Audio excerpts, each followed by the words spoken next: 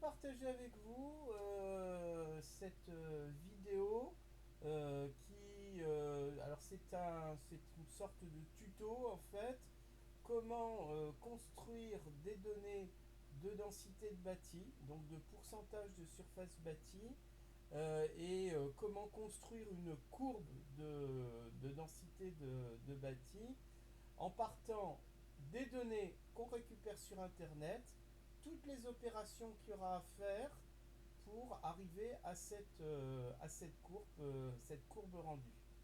Alors déjà, on va aller chercher les données de Corinne Landcover sur Internet. Donc comme vous voyez, vous allez sur un moteur de recherche, vous tapez Corinne Landcover,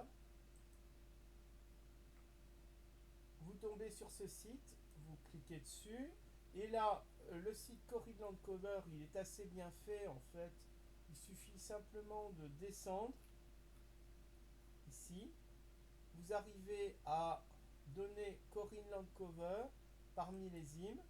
Vous sélectionnez celle de la métropole 2012 et là, il vous télécharge les données. Bon, on va pas le faire, on l'a déjà fait. Toujours est-il que ces données que vous récupérez ici, donc Corinne Cover, c'est là. Vous avez les données donc, qui ont été dézippées ici. Donc les données qui nous intéressent en fait c'est CLC 12 FR RGF. Ensuite, eh bien, il faut utiliser le système d'information géographique. Alors pour ça, on a un outil qui fonctionne très bien, qui est QGIS. Donc on va sur le site de QGIS, il suffit simplement de taper QGIS sur le moteur de recherche. On tombe sur ce site et là vous sélectionnez Long Term version for Windows. Donc à partir de là, la version s'installe sur votre ordinateur. C'est totalement gratuit, il n'y a aucun problème de virus. Et en fait, c'est un logiciel extrêmement puissant de traitement d'informations géographiques qui vous permet de faire toutes sortes de cartes. La plupart du temps, en plus, depuis ces dernières années, les données sont disponibles sur Internet. Donc, c'est très intéressant. Alors ensuite, on va aller dans QGIS. Donc vous allez voir que quand QGIS s'installe, il vous propose ici donc la version. Alors moi j'ai deux versions, j'ai la version 7 et la version 9. Donc vous ouvrez QGIS. En principe ça ne devrait pas prendre trop de temps.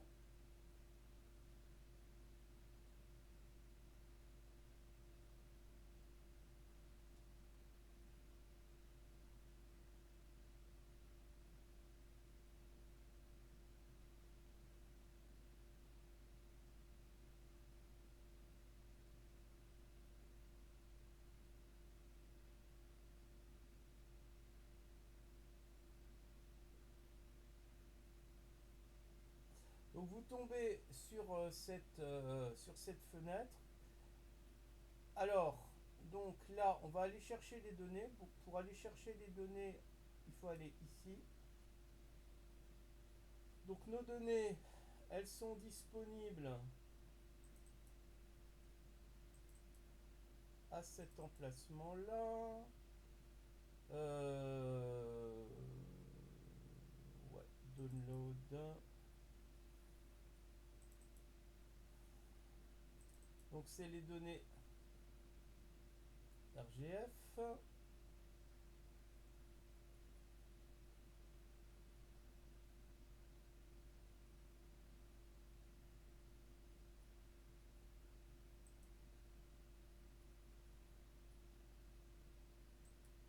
Alors vous allez regarder sur ces données ici en cliquant droit sur les données.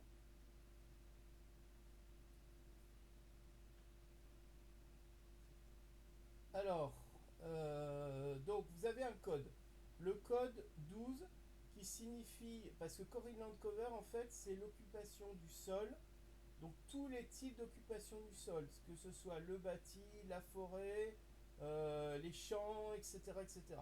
Et en fait, pour chaque type d'occupation du sol, vous avez un code qui est défini. Nous, ce qui nous intéresse, c'est uniquement le bâti. Et le bâti, eh ben, c'est tous les codes qui commencent par 1. Donc, pour récupérer les codes qui commencent par 1, ce qu'on veut, c'est la gauche du code, le premier, la première, le premier chiffre de la gauche du code. Alors pour cela, on va déjà créer une colonne. Donc pour créer une colonne, vous rendez la couche modifiable, ici. Ensuite, vous créez une colonne là. On va l'appeler code plus. On le met en entier.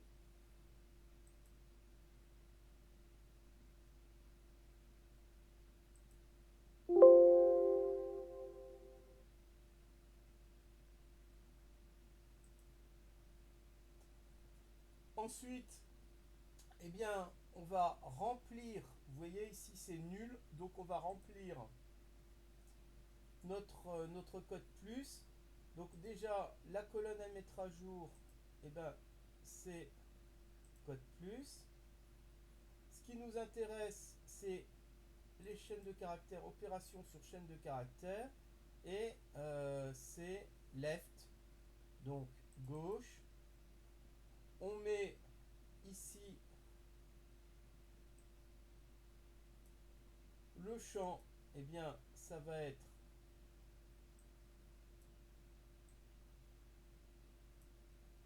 code 12. Et nous, ce qui nous intéresse, donc n'oubliez pas la virgule, nous, ce qui nous intéresse, c'est la première, le premier chiffre de code 12. Donc on met 1, on met OK.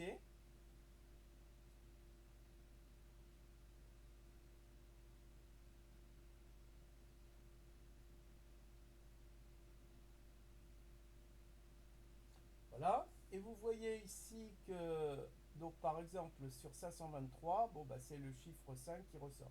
Donc en fait, c'est ces codes qui sont les plus importants. Et nous, ce qui nous intéresse, eh bien, c'est eh bien, de sélectionner tous les codes qui commencent par 1. Donc à chaque fois que vous avez 1, on va sélectionner les informations géographiques. Pour les autres, on les laisse tomber. Donc, je vais fermer et réouvrir le logiciel pour une raison, c'est que tout simplement, il faut après enregistrer la couche puisqu'on a fait une modification dedans.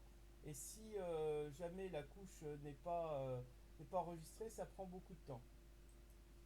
Donc, je laisse tomber, je ferme et je vais réouvrir le logiciel parce que j'ai déjà fait l'opération.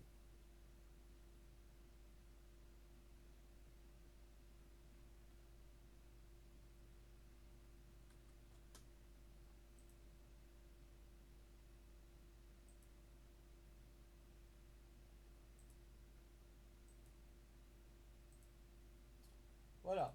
Donc, je réouvre QGIS. Alors dans la pratique, vous n'allez pas réouvrir QGIS, hein. Vous allez simplement enregistrer la couche pour que ce soit quand ce sera fait. Voilà, quand le calcul sera fait. Nous, on est obligé de faire ça parce que sinon ça prendrait trop longtemps pour la vidéo.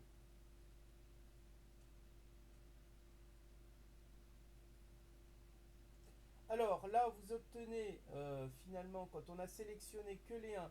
Alors comment est-ce qu'on sélectionne les 1?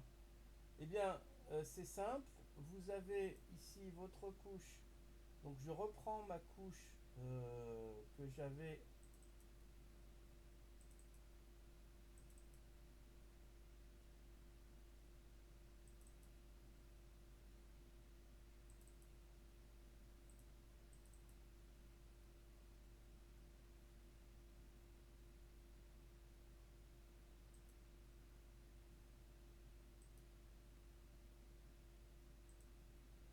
Donc donc avec notre table d'attributs. Donc ici, on avait une nouvelle. Là, ça l'a pas enregistré parce qu'on avait fermé le logiciel. Mais si on l'enregistre, ici, on aurait donc notre colonne avec les chiffres là. Et donc ici, il suffirait simplement de sélectionner ici avec cet outil. Vous sélectionnez le champ. Il y aura un nouveau champ ici qui s'appellerait code plus. Vous metteriez ici, vous sélectionneriez code plus égale 1. Voilà, et donc sélectionnez les entités et ça vous donne le résultat. Bon, alors, nous ce qu'on a fait, on a déjà créé notre fichier qu'on appelle Bâti France.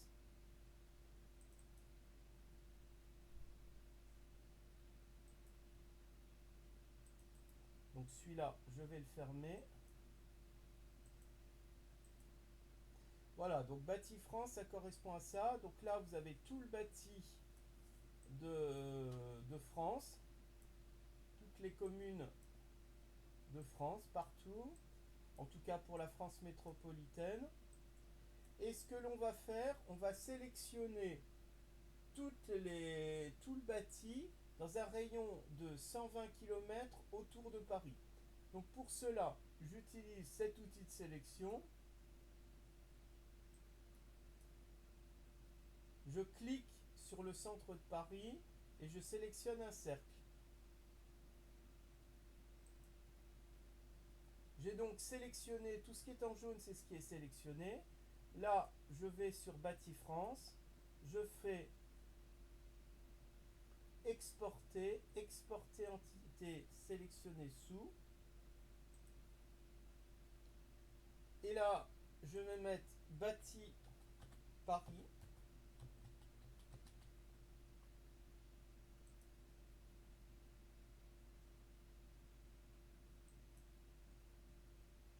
Donc ce qui nous intéresse ici, Bâti France, ne nous intéresse plus. Je l'enlève. Il ne reste que Bâti Paris. Et sur Bâti Paris, en fait, et bien maintenant, il va falloir assembler cette couche. Parce que comme vous le voyez, en fait, vous avez... échappe. Donc, comme vous le voyez ici, vous avez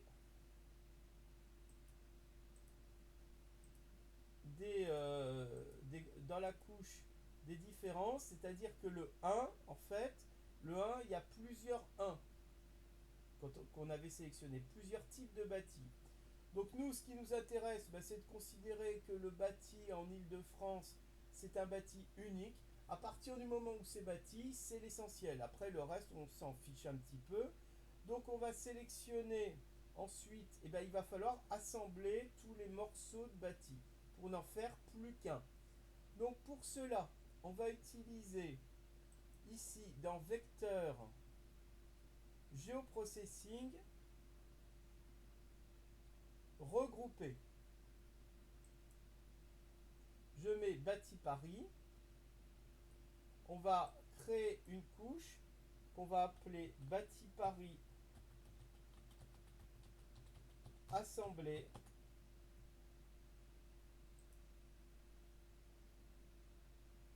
Alors oui, effectivement, donc... Alors faites attention parce que il faut pas mettre d'accent. Alors...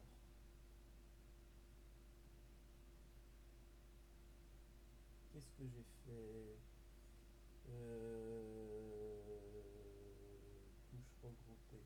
Oui, alors on va le sortir comme ça. Donc ne mettez pas de... Voilà, on va le créer en couche temporaire pour l'instant. Et puis après, on l'enregistrera en couche en dur. Exécuter.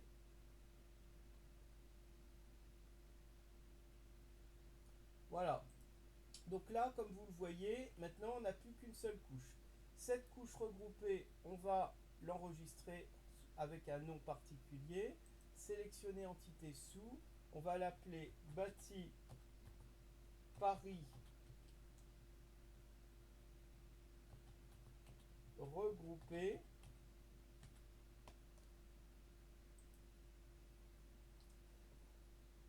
Voilà. Ensuite, eh bien, ce que l'on va faire, on va créer des tampons en couronne pour pouvoir savoir quelles sont les distances. Donc en fait déjà je vais regarder la distance qui a été créée ici. Je mesure. On a 102 km.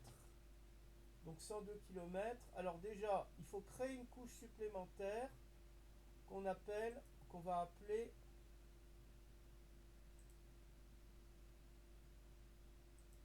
Pointeau Paris. Donc c'est le point, c'est l'origine du buffer.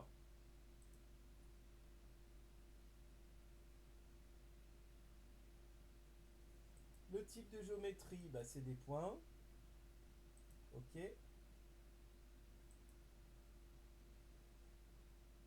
On va la rendre modifiable et on crée un point. Voilà. Alors, il faut donner un nom à ce point. À partir de là, eh ben, je vais commencer à créer mon buffer. J'ai un petit outil ici qui me permet de le faire, Multi-Ring Buffer. Alors, Multi-Ring Buffer, en fait, c'est un outil qu'on télécharge à partir des extensions, ici. Installer, gérer les extensions. Donc là, c'est Multi-Ring Buffer, vous allez le trouver ici. Donc il y a juste à l'installer. Donc ici, je mets comme point qui doit être bufferisé, donc point haut. Ici, le nombre de rings, eh ben, c'est 103 ou 102, oui. Alors, il compte en mètres, donc l'écart pour chaque buffer est de 1000 mètres. Et à partir de là, il nous crée notre buffer, comme vous pouvez le constater. Si je passe le bâti au-dessus du buffer, et bien vous constatez effectivement que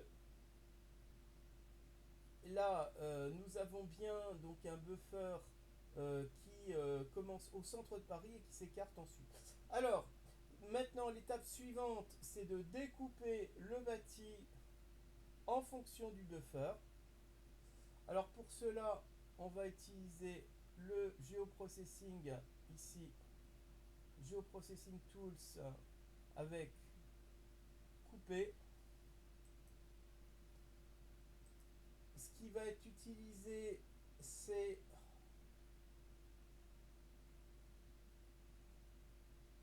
alors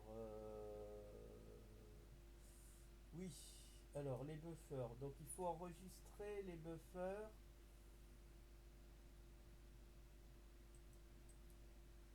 Alors, je vais les enregistrer ici. Exporter, sauvegarder entité. Voilà, donc buffer. Buffer Paris.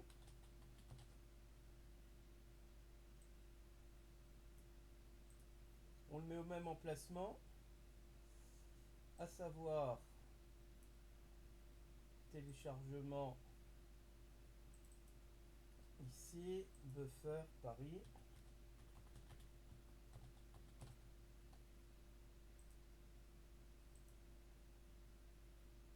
Voilà. Ensuite, donc le géoprocessing.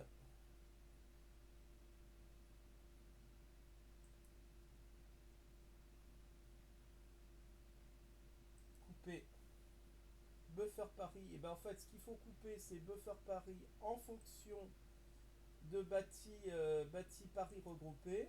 C'est-à-dire qu'on va découper la couche bâti Paris regroupé en fonction du buffer. Vous allez voir ce que ça va donner. Donc exécuter.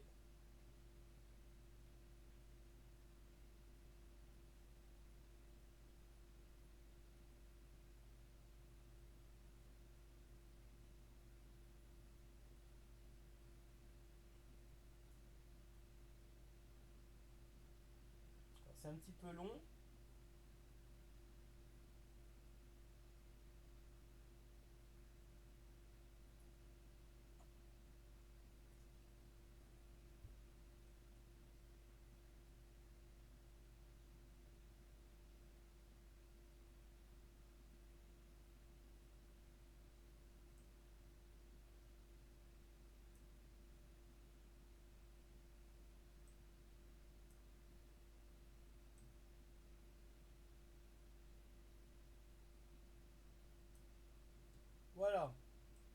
Donc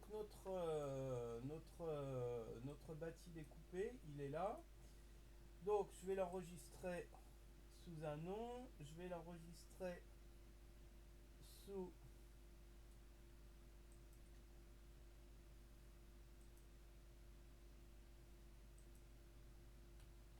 bâti Paris regroupé découpé.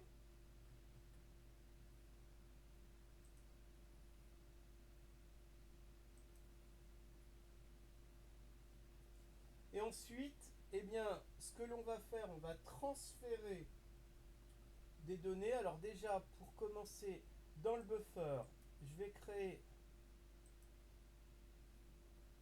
Alors vous avez ici dans le buffer, dans la base de données, vous avez les distances qui sont indiquées ici. Et moi, ce qui m'intéresse, c'est de créer une nouvelle colonne. Donc je vais la rendre modifiable, cette couche. Je crée une nouvelle colonne, je vais l'appeler surface buffer.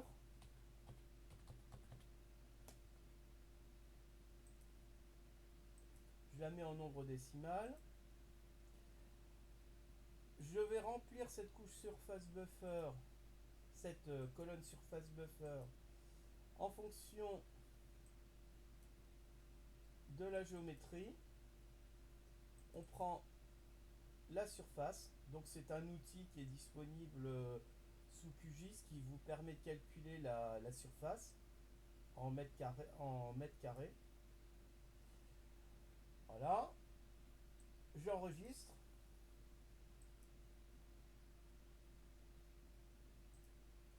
Et je fais la même chose pour notre Paris découpé et regroupé. Donc là,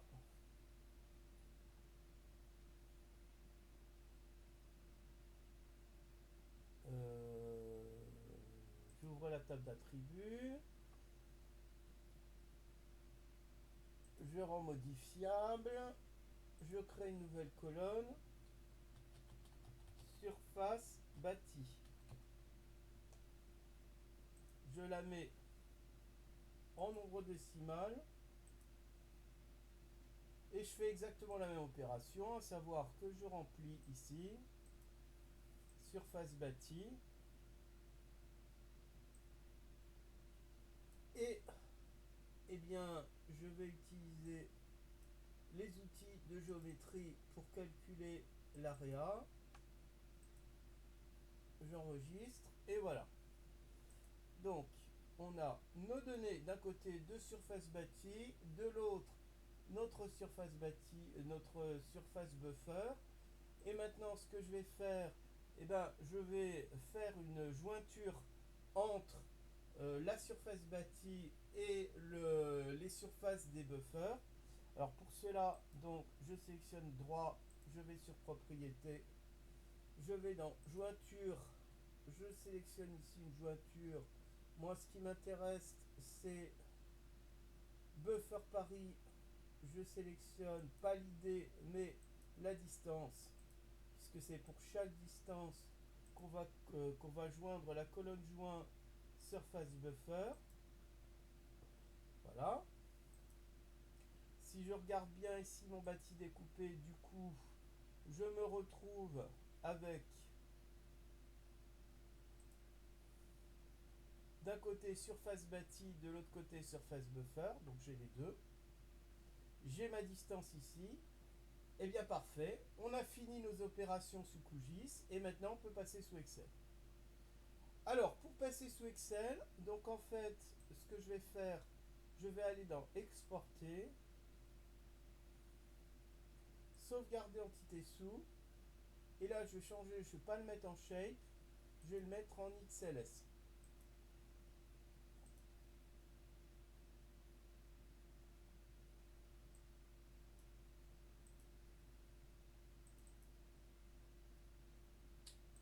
Je vais l'appeler Bâti Paris.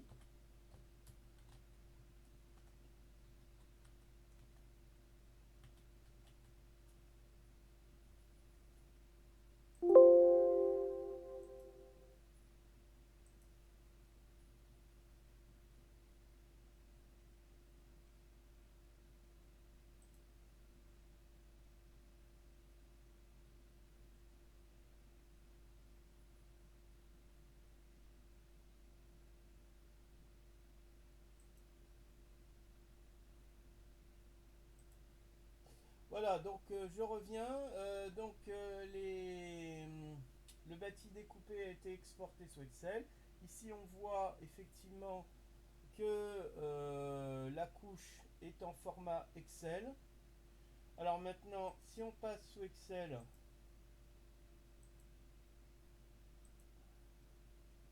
donc on va ouvrir, parcourir, téléchargement, bâti Paris.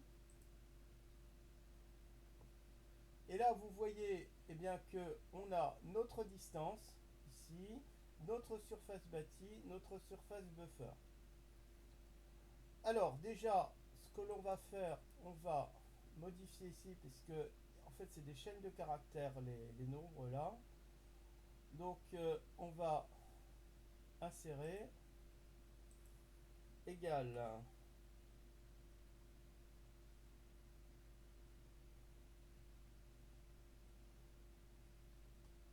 Donc ça divisé par 1000.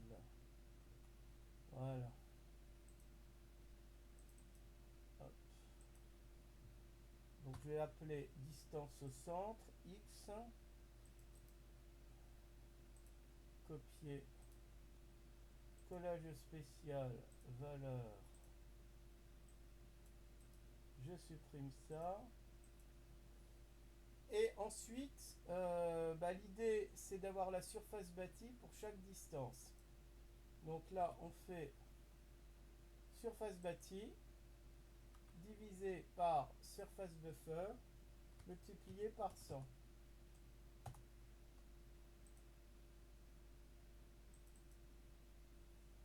Et si jamais je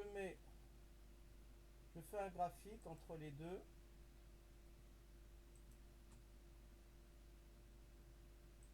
insertion, graphique, et ben voilà, vous avez vos données qui sont là. Alors maintenant, eh bien, c'est comment trouver la bonne courbe qui s'ajuste aux données. Alors pour cela, je vais me référer donc à ce qu'il y a dans cet article. En fait, la fonction qu'on va utiliser est une fonction logistique ici, où le n vaut 100, et en fait, ça correspond à ça. Donc il y a des paramètres à indiquer. Pour ajuster cette fonction, en fait, on va utiliser le logit qui est ici. C'est-à-dire que ça, c'est équivalent à ça. On va également parler de la fonction chinoise qui est ici. Et on va comparer cette fonction-là avec notre fonction qui est là. Sachant que la fonction qu'on va utiliser est une fonction qui n'est pas tout à fait équivalente à celle-là, puisque le x, en fait, c'est pas tout à fait x qu'on va prendre. On va prendre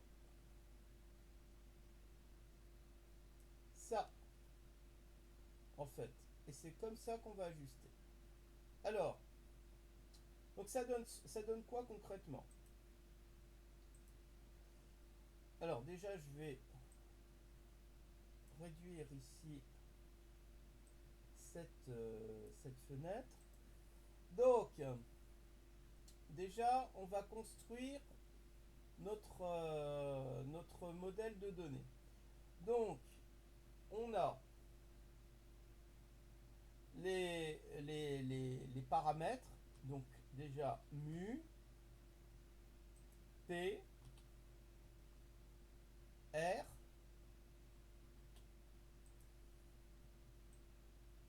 Je les encadre.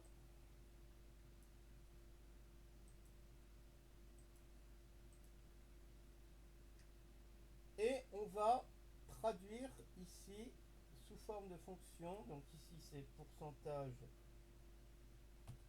de SU. Et ici c'est modèle.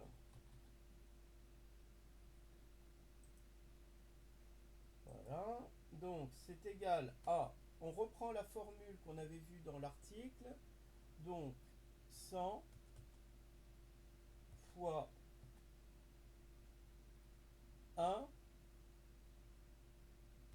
divisé par 1 plus exponentielle de mu. Donc on prend le mu qui est là. Comme c'est une référence à cellule unique, c'est $, $, fois, et bien après le x, c'est une fonction particulière, le x, fonction de r, donc qui est 1 moins r, ici, $, $, et c'est là qu'apparaît le x,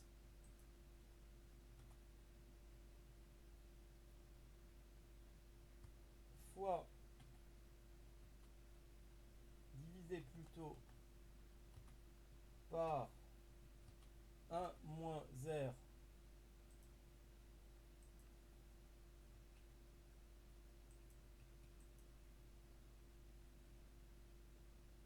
et moins p,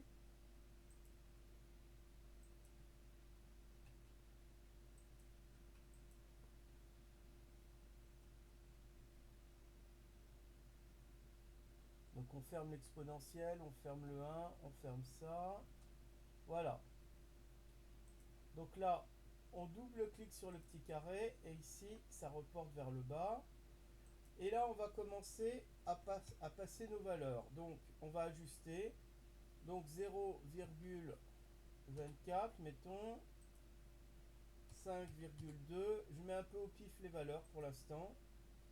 0,98. Je vais rajouter les données du modèle. Sélectionner. Donc, ajouter ici jusqu'à 103.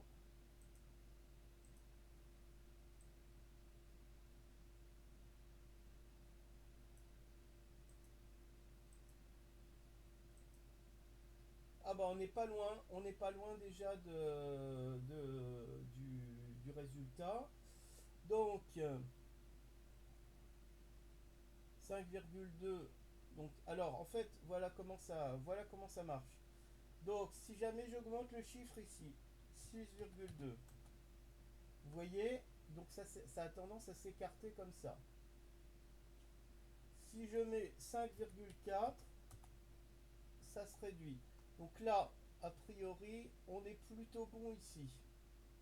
Mettons, ensuite, si jamais je réduis ici, si je mets 0, si j'augmente ici, si je mets 0,28,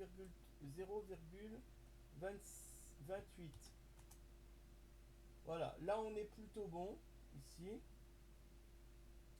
Mais il y a un problème à ce niveau-là. Et c'est là qu'on agit ici, 0,94. Alors là, on est trop haut. 0,985. On n'est pas trop loin.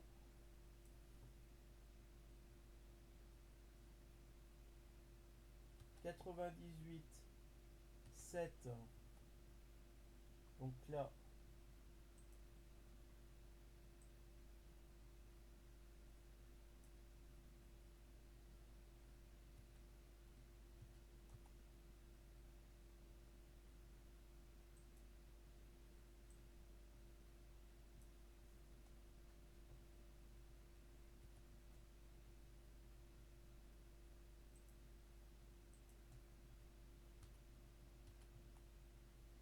on n'est pas loin. 95.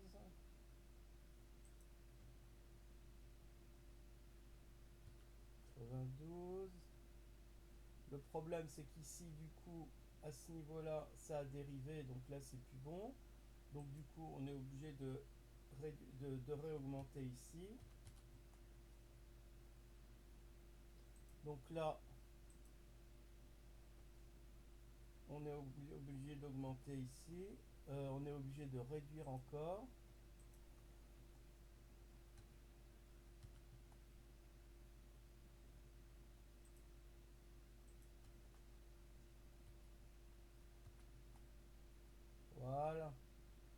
on est pas mal là, ça commence à être pas mal. 0,32, 0,36. Alors ça c'est trop. 0,34. Voilà. Donc là on est bon. Bon bah il y a juste ensuite à formaliser les données. On va pas faire d'ajustements, on va rester là-dessus. Donc là on est bon. Je supprime les marques. Aucun trait. Le remplissage, aucun trait. Voilà. Et là vous avez les données qui sont ajustées au modèle. Voilà un petit peu ce tutoriel pour récupérer, transformer des données de bâti à partir d'Internet et obtenir ce modèle, cette espèce de courbe décroissante de la densité de bâti en fonction de la distance au centre. Et là, c'est appliqué au cas de Paris. Bon, j'espère que ça vous aura intéressé. Et puis peut-être à une prochaine vidéo. Voilà, merci beaucoup.